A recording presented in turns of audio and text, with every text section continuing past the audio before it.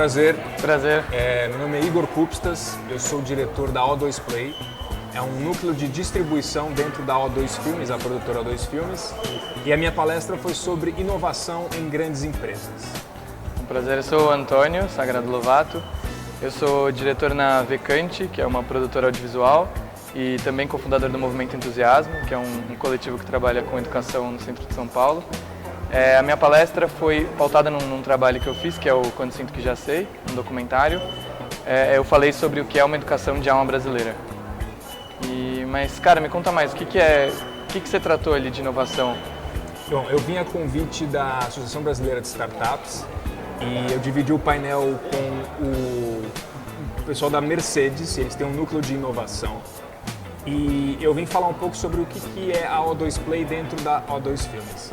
Então, eu tenho uma experiência, eu comecei a trabalhar num site de cinema em 99, então eu sou jornalista e desde o começo da minha carreira eu estou de certa forma entrando em iniciativas inovadoras.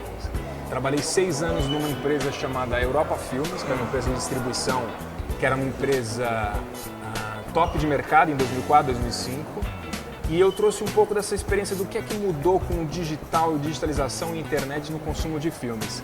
E eu acho que a principal coisa é que o produtor e o consumidor, eles estão muito mais próximos hoje, né? Então fez muito sentido num projeto para a O2 Filmes ter alguém lá dentro que pensasse a comercialização. E eu brinco que eu sou um pouco como um vírus dentro da O2, eu tento infectar as pessoas com algumas ideias comerciais, com algumas ideias diferentes de como esse conteúdo ir para frente.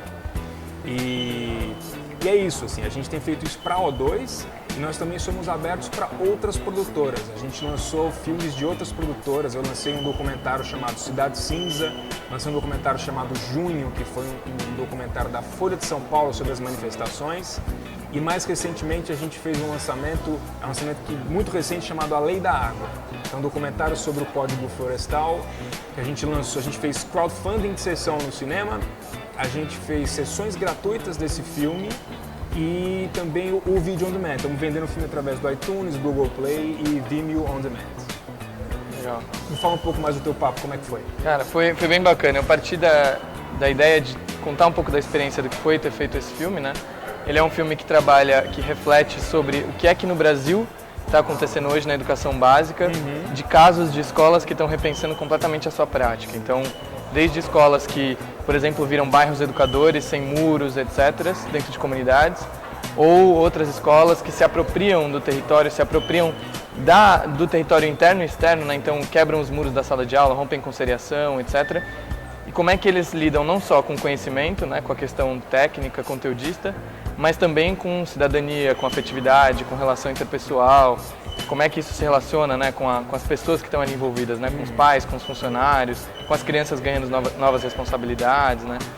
Tudo isso educando, sendo ali o germe de uma educação para o século XXI de fato, né, não com essa escola tão tradicional que a gente tem, que é uma escola do século XIX, com professores do século XX, educando crianças do século XXI.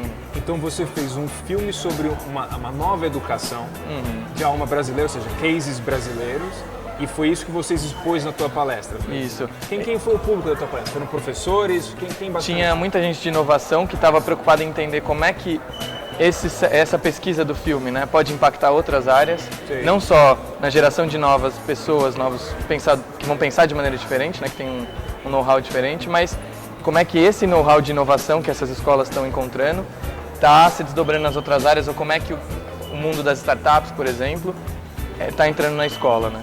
Então foi um pouco essa discussão e só tentando costurar isso com casos interessantes da história da educação no Brasil que não foram apropriados no nosso, sei lá, desde Paulo Freire e a Colégio Vocacional, por exemplo.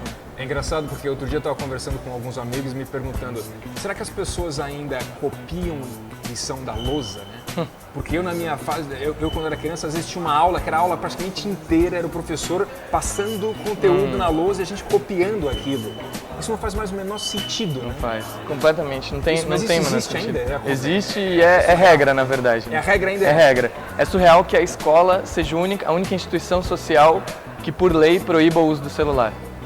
Isso é um símbolo, é um marco simbólico para essa geração muito impactante, né? Claro. É uma geração completamente conectada, multitasking, né? A gente está aqui num evento, a gente estava falando, né, de várias palestras acontecendo ao mesmo tempo. Sim. E a escola cerceia do aluno o direito de ir no Google questionar o que o professor ou encontrar um outro caminho de aprender, básico ali, né? A gente tá nem falando de uma metodologia prática, mas só de uma forma de encontrar o conteúdo. Que né? é absolutamente, você não desassocia isso da vida dele real, né? Quer dizer, na vida real ele vai usar isso o tempo todo no trabalho, ele vai usar isso na fila do banco, em qualquer momento ele vai ter essa ferramenta.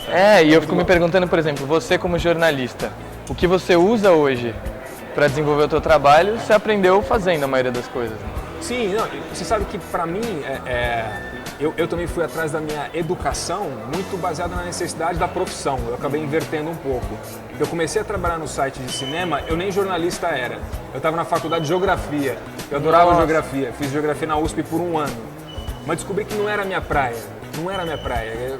Eu comecei a estudar rocha, eu falei, rocha não é comigo, eu quero entretenimento, eu quero escrever.